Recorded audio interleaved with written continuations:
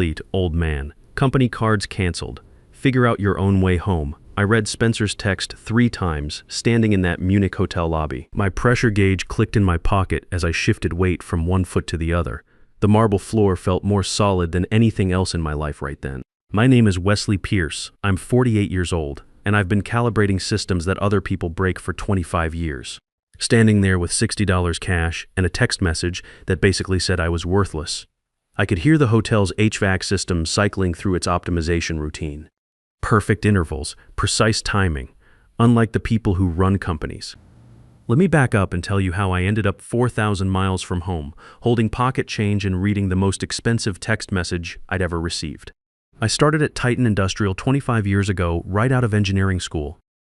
Back then, the company actually understood what they manufactured. Q&C machining centers, robotic assembly systems, servo-controlled automation lines, the kind of equipment that keeps factories running to micron tolerances. I was good at it, really good. I could listen to a servo motor running and tell you which encoder was drifting, which belt tension needed adjustment, which control algorithm was losing calibration. The job paid enough to buy a house, marry my college girlfriend Sarah, have a daughter. Brooke's 16 now, getting ready for SAT prep. Wants to study mechanical engineering at MIT. Smart kid, takes after her old man with the technical stuff, but she's got better social calibration protocols. Sarah and I divorced 8 years ago. She said I cared more about calibrating machines than calibrating our relationship. Maybe she was right. But when Brooke asked if she could stay with me instead of moving to Phoenix with her mom's new husband, I knew I'd optimized something correctly along the way. Spencer Walsh became my division manager 3 years ago. He's 42, Harvard MBA, wears suits that cost more than my monthly mortgage payment. Spencer got promoted to head our precision systems division without ever reading a technical specification or understanding tolerance stack-up calculations. That's the new operational model, I guess. Financial metrics matter more than understanding how things actually function. Spencer liked to remind me that my methods were outdated. You need to think strategically, Wesley, he'd say when I explained why we needed specific suppliers for critical servo components. The market's evolving. We can't keep doing business like it's 1995. I'd check my pressure gauge and nod. What else could I do? Brooke's MIT tuition was going to run $75,000 a year. I needed that job. 2 months ago, Spencer called me into his office. We've got a problem, he said. Our German supplier, the one who provides all our precision servo systems, they're threatening to terminate our partnership. Maxwell Fischer runs Fischer Precision Manufacturing in Bavaria. His grandfather started the company in 1952 building measurement instruments for BMW. I've been working with Maxwell for 20 years. Ever since I was a junior systems engineer, we built something together over 2 decades. Trust, technical understanding, mutual respect for what the other person brings to the engineering equation. Why are they terminating? I asked Spencer.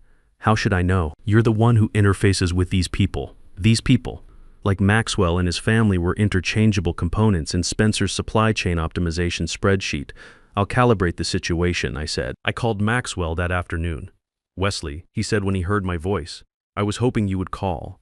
We have concerns about the new operational parameters. Tell me. Your new management, Maxwell said carefully. They treat us like vendors in a commodity market, not partners in precision manufacturing. Last month, they wanted to reduce our specifications by 3% to save costs. This month, they want faster delivery cycles without additional resources. They never ask if these parameters are achievable. They just demand compliance. I understand, I said. Let me see what I can engineer. I spent the next week putting together a proposal, better payment terms, realistic delivery schedules, a 2-year contract guarantee so Maxwell could plan his workforce capacity, technical specifications that made sense for both systems, engineering solutions, not just financial optimizations. Spencer barely looked at it. Just go there, he said. Go to Munich and fix this. Make them compliant. That's what we pay you for. When? Next week? 3 weeks? Maybe a month? However long it takes to restore system functionality. My chest pressure spiked. That's extended deployment time. Brooke's got SAT prep starting. Your daughter's got family, doesn't she? Support systems. Figure it out, Wesley. This is your primary function. Brooke's eyes filled when I told her the night before I left. She held onto my arm and said, "Don't go, Dad. Please don't go." I knelt down and looked at her face, so much like her mother's, but with my stubborn engineering logic behind those eyes. I have to go optimize some business relationships, kiddo. Just for a little while, Aunt Paige will maintain system operations here. But it's junior year. This is critical path timing. I know. I'll be back before your next practice SAT. I promise. I didn't keep that promise. I arrived in Munich on a Tuesday. The city operated like a well-calibrated machine. Clean, efficient, everything running on schedule. I took a taxi to the hotel Spencer's assistant had booked. Nothing fancy, but adequate specifications. German engineering applied to hospitality. Maxwell's facility wasn't in the city. I took a regional train for 45 minutes to reach it. The building was old but perfectly maintained. Inside, technicians were machining components to tolerances measured in hundredths of millimeters. The sound was beautiful, precise, controlled, every spindle synchronized, every feed rate optimized. Maxwell Fisher is 61 years old with gray hair and hands that have been working with precision instruments for 40 years. His wife Greta manages the business operations side. She brought me coffee and pastries while we talked business parameters. Tell me what system requirements you need, Maxwell said. I need you to maintain our partnership protocol, I said. But I also need to understand what's causing the operational friction. We talked for hours that first day, about specifications, about delivery algorithms, about respect.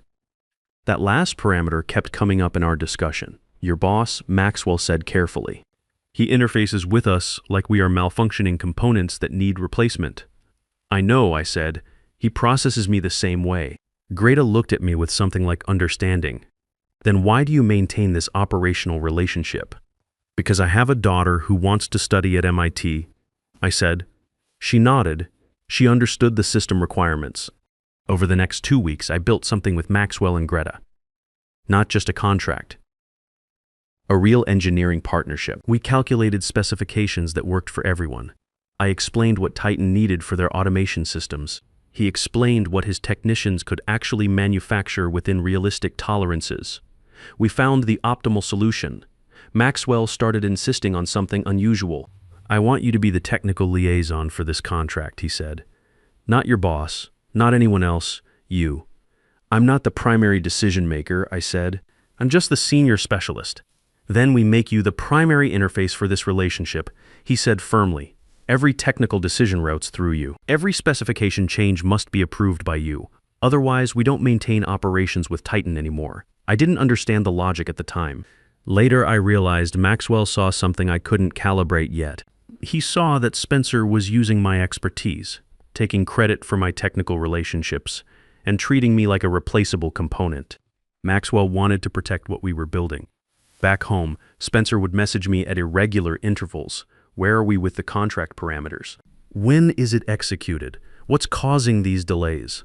I'd explain that precision engineering requires proper development cycles, that rushing would compromise quality specifications and damage long-term relationships. He'd respond with messages like, I don't need process explanations. I need results. Once Spencer insisted on joining one of my video conferences with Maxwell. It was a complete system failure. Spencer interrupted constantly, made jokes about German over-engineering, treated Maxwell like he was wasting our operational time. After Spencer disconnected from the call, Maxwell said to me, that man doesn't respect technical expertise. I'm sorry, I said. Don't apologize for his malfunction. Maxwell said, you are not operating on his protocols. Brooks' practice SAT came and went. I sent her a good luck message. My sister Paige told me she scored 1480, nearly perfect calibration. She just wants you home, Dad. Paige said over the phone. I know, I whispered, soon. Finally, after 3 weeks, we had everything optimized. A complete partnership agreement, terms that made engineering sense. A contract that would bring Titan $8 million worth of precision components over 2 years. Enough servo systems and CNC controllers to fill their entire automotive production line and beyond. Maxwell's family would prosper. Titan would have exclusive access to some of the finest precision manufacturing in Europe. Everyone would achieve optimal performance. The contract execution was scheduled for a Thursday morning. Maxwell wanted to do it properly, with his whole family present. He treated it like it meant something. I was proud of what I'd engineered. For once in 25 years, I felt like I'd accomplished something bigger than just maintaining existing systems. That Wednesday evening, I was in the hotel lobby checking my technical specifications one final time when my phone buzzed. Spencer's message appeared on the screen. "You're obsolete, old man. Company cards canceled. Figure out your own way home." My pressure gauge clicked rapidly. I checked it. Normal reading, but nothing else was operating normally. I read the message again, then again. No explanation, no warning protocols, just those words. I checked my company card. He wasn't lying. Canceled. I had $60 cash. My return flight was booked using company travel systems. I didn't know if that was terminated too.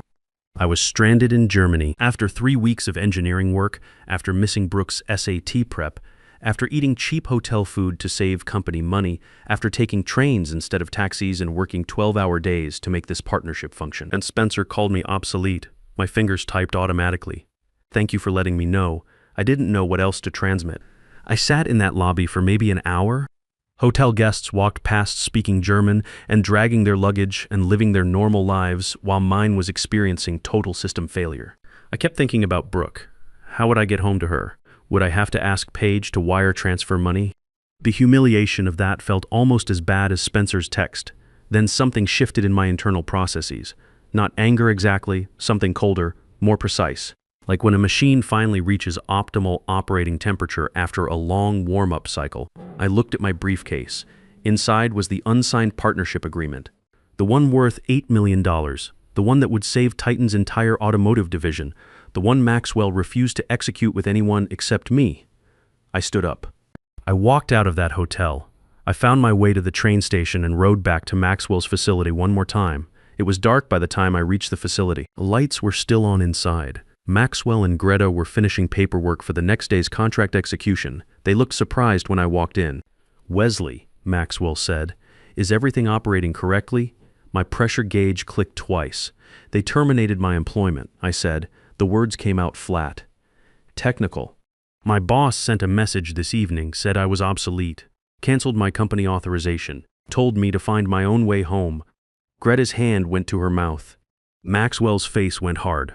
"After everything," he said quietly, "after 3 weeks, after you engineered such perfect specifications. Yes.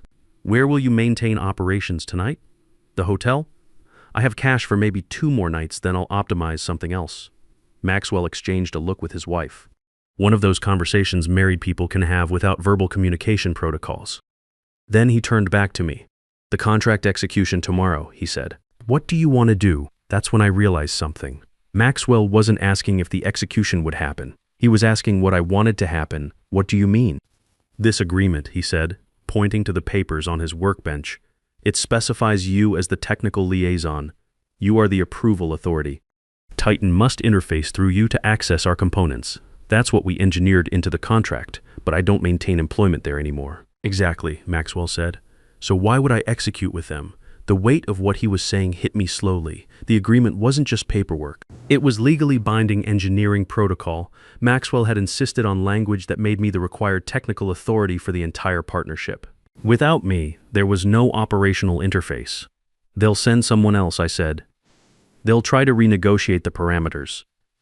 "Let them try," Maxwell said. "I won't interface with them. My family won't interface with them. We built this relationship with you, not with that man who calls you obsolete. You? But what about Precision Dynamics?" I asked. "The company that contacted you last year?" Maxwell smiled. It wasn't a happy smile. It was something else, something sharp. "Quinn Sterling. Yes. They've been calling us for 18 months, offering better terms, better respect for our technical capabilities. We always said no because we had an understanding with Titan." But now he shrugged. "Now Titan has broken that understanding. You'd really walk away from $8 million? The money isn't walking away." Greta said gently.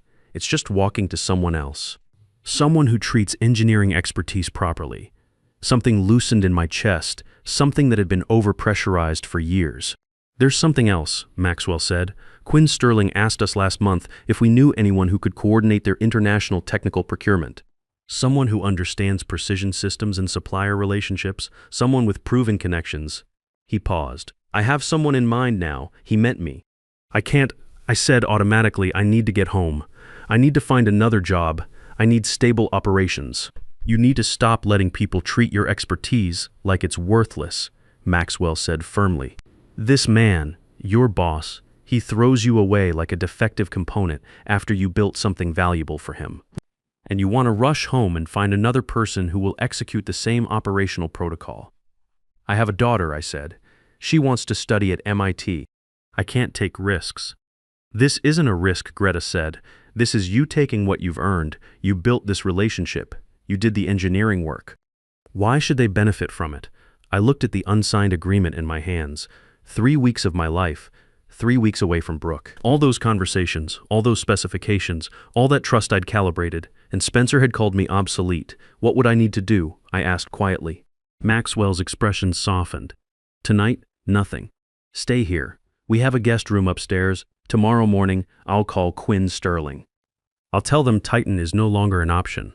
I'll introduce them to you. Then I'll call your old boss and tell him there will be no contract execution. He'll be furious. Good, Maxwell said simply. I stayed in their guest room that night. It was small and clean, with a bed that felt like sleeping on a precision-calibrated surface compared to the hotel. Greta brought me tea and sandwiches. She sat with me while I ate. My father used to say something, she told me. When someone shows you their true specifications, believe them the first time. Your boss showed you his specifications. Don't give him a second chance to prove them again. I thought about that all night. About all the times Spencer had shown me exactly who he was, and how I'd ignored it because I needed the job, because I was scared, because I thought I didn't have alternative operational parameters. The next morning, Maxwell made his calls. First, he called Quinn Sterling at Precision Dynamics. I could only hear his side of the conversation. Yes, this is Maxwell Fisher from Fisher Precision Manufacturing. We spoke last year about a partnership. Is that still something you're interested in? Good. I have someone you should meet. He's brilliant. He's the reason Titan wanted to work with us. Now he's available. Then he called Spencer. I sat there in Maxwell's workshop while he put the phone on speaker. My pressure gauge was clicking rapidly, but I kept my face controlled. Spencer answered on the second ring. Maxwell, finally. I've been trying to reach you. Are we all set for this morning's execution? No, Maxwell said. We're not all set. Silence. What do you mean? Spencer's voice changed, got harder. I mean, there will be no signing, no agreement. Fisher Precision will not be working with Titan Industrial. Is this about money? Because we can optimize the financial parameters? This is about respect. Maxwell interrupted. Something you don't understand how to calibrate. Now wait a minute. I don't know what Wesley told you, but he told me you fired him. Maxwell interrupted again, after he spent 3 weeks here building something good. After he worked with more precision than anyone I've seen, you threw him away like he means nothing. That's an internal company matter, Spencer said. His voice was tight now. Controlled, it has nothing to do with our business arrangement. It has everything to do with it, Maxwell said. Wesley was our arrangement. We negotiated with him. We trust him. We don't trust you, so there is no arrangement. You can't do this. We have a verbal agreement. We have specifications. We have nothing, Maxwell said. And now I'm going to work with Precision Dynamics instead. They've been asking us for 18 months. We said no because we were loyal to Titan, but Titan wasn't loyal to the person who made this possible. So goodbye. Wait, Maxwell hung up. I just stared at him. My heart was beating so fast I thought it might throw off my internal calibration systems. Did you just... I started. Did you really? Yes, Maxwell said calmly. I did. Now let's talk about your new job. Precision Dynamics wanted to meet me that afternoon. Maxwell arranged everything. They sent a car, an actual car with a driver. I'd been taking trains for 3 weeks. Quinn Sterling met me at their headquarters in downtown Munich. Modern building, clean lines, everything optimized for efficiency. Quinn was maybe 45 sharp suit, but her handshake had the grip of someone who understood precision instruments. Maxwell speaks very highly of your technical expertise, she said after we shook hands. Tell me about your operational background, I told her. Not the professional resume version, the real version. About Brooke, about working at Titan for 25 years, about building relationships with suppliers because I actually understood what they manufactured, about being stranded yesterday and yet being here today instead of on a plane home. And why is that? She asked. Because Maxwell made me realize something. I said, I'm good at what I do, really good, and I'm tired of people who can't calibrate that. Quinn smiled. Maxwell said, you engineered an $8 million partnership. Is that accurate? Yes. Can you do that again for us? Yes, I said, and I meant it. Then let's talk about what you need, Quinn said. Salary, travel arrangements, flexible schedule, because you have a daughter. All of it. Tell me what would make this work for you. No one had ever asked me that before. What I needed, what would make things work for me. I told her about needing to be home for Brooke, about wanting fair compensation for expertise earned over 25 years, about needing respect and trust, about wanting to build something that mattered. Done, Quinn said. All of it. When can you start? I need to get home first. I said, see my daughter, explain what's happening. Then I can come back. We'll arrange your flight today if you want. When you're ready to return, we'll cover everything. Housing, transportation, whatever you need. I left that meeting feeling like I'd stepped into someone else's life. Someone who got treated like their expertise mattered. My phone started ringing that evening. Spencer, over and over. I didn't answer. Then he started texting. What did you tell Maxwell? You sabotaged us. This is illegal. You'll hear from our lawyers. You're destroying the company. How can you be so selfish? I deleted each message without reading them fully. Then he tried a different approach. Wesley, please, let's talk about this. Maybe I was too harsh yesterday. We can work something out. Come back and we'll fix this. I blocked his number. The next morning, Maxwell drove me to the airport himself. He'd paid for my ticket. Wouldn't let me refuse. You earned this, he said at the departure gate. You earned respect. You earned trust. You earned a good job. Don't let anyone tell you otherwise. Thank you, I said. It felt insufficient. Those 2 words couldn't hold everything I was feeling. Go see your daughter, he smiled. Then come back and help us build something better. The flight home was the longest 11 hours of my life. I kept thinking about Brooke, about explaining why I'd been gone for her SAT prep, about telling her things were going to be different now. Paige picked me up from the airport. One look at my face and she asked, what happened? I told her everything in the car. She kept glancing at me while driving like she was checking if I was real. So you just, she said slowly, you just walked away and now you have a better job? I didn't walk away, I said. They threw me away. I just made sure they couldn't benefit from the pieces. Brooke was doing homework when I got home. I went to her room and knocked on the door frame. She looked up from her calculus and her face went wide. Dad, she threw her arms around my neck and I held her tight enough that she squeaked. You're home, she said into my shoulder. I'm home, kiddo, and I'm never going to be away that long again. I promise. You promised you'd be back for my practice SAT, she said quietly. I know, I'm sorry. I broke that promise, but I'm gonna keep this one. She pulled back and looked at my face. You look different, Dad. More calibrated. I'm better than calibrated, I said. Everything's going to be better now. That weekend, Titan Industrial tried to reach me through other channels. Someone from HR sent me a message. Spencer would like to speak with you about reconsidering your position. We're prepared to offer increased compensation. I wrote back, I don't have a position to reconsider. I was fired via text message while overseas. Please don't contact me again. They tried twice more. Different people, same message. I ignored them all. 2 weeks later, I was back in Munich. This time, Precision Dynamics arranged everything. A decent apartment near Maxwell's facility, a company car so I wouldn't need trains, a schedule that let me fly home every 2 weeks to see Brooke. Quinn met me on my first day. Welcome back, she said. Ready to build something? Yes. I said the work was similar to what I'd done before. Finding suppliers, negotiating specifications, building relationships, but everything else was different. When I had technical insights, people listened. When I needed time off, nobody made me feel guilty. When I did good work, they acknowledged it. I helped Precision Dynamics secure not just components from Maxwell's family, but sensors from suppliers in Japan, control systems from specialists in Switzerland, software from developers in Israel. Each connection I made was treated like it mattered because it did. Brooke adjusted better than I expected. Aunt Paige says you have a big important job now, she told me during one of my trips home. Is that true? It's important to me, I said. But you're more important. That's why I come home so much. I like that you come home, she said simply. And I like when you bring me those cookies from the airplane. 6 months after Spencer's text message, Precision Dynamics launched their new automated manufacturing line. Every component was sourced through relationships I'd built. The systems were precise, elegant, the kind of engineering that makes other engineers stop and stare. Orders flooded in from manufacturers that had never heard of precision dynamics before. Industry publications started calling it the manufacturing breakthrough of the year. Quinn called me into her office after the numbers came in. "Do you know what you've accomplished?" she asked. "I just did my job," I said. "You built us an empire," she said. "These relationships you've created, these suppliers who trust us because they trust you, that's not just a job. That's something rare." She offered me a promotion. Senior Technical Director. More money than I'd ever imagined making, full benefits, a guarantee that I could work remotely from home 3 weeks out of every month. "Yes," I said before she could finish explaining. Yes to all of it. Meanwhile, Titan Industrial was collapsing. I didn't seek out this information.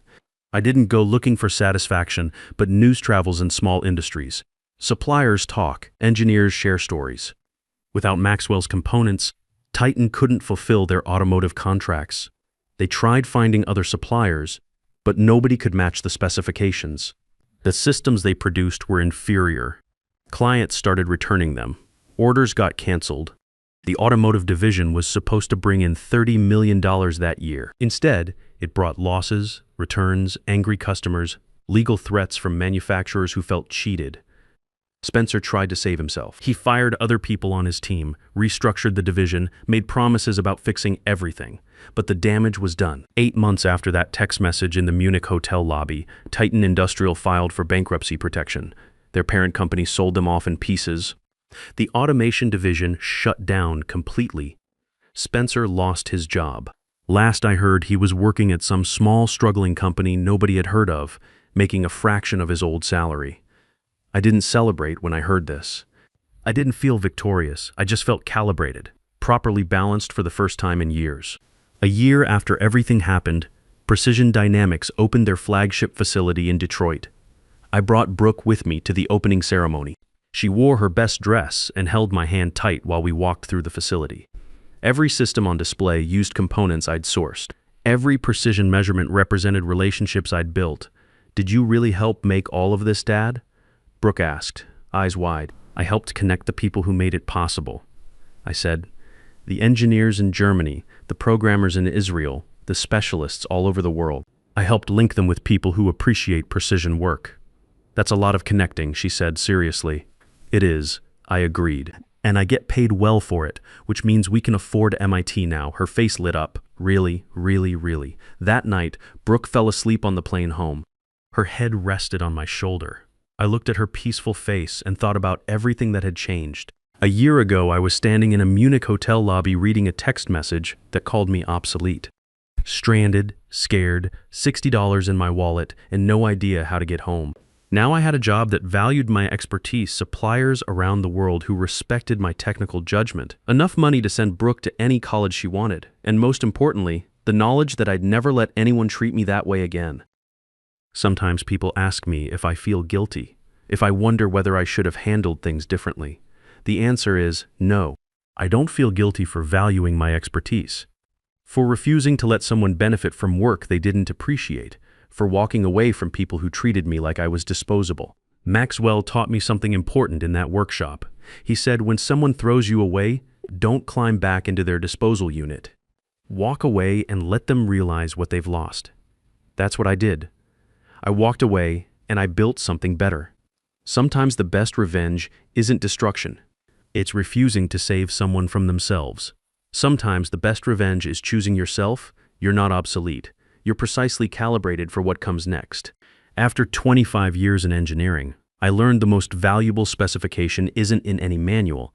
It's knowing when a system no longer serves your purpose and having the precision to recalibrate your life accordingly.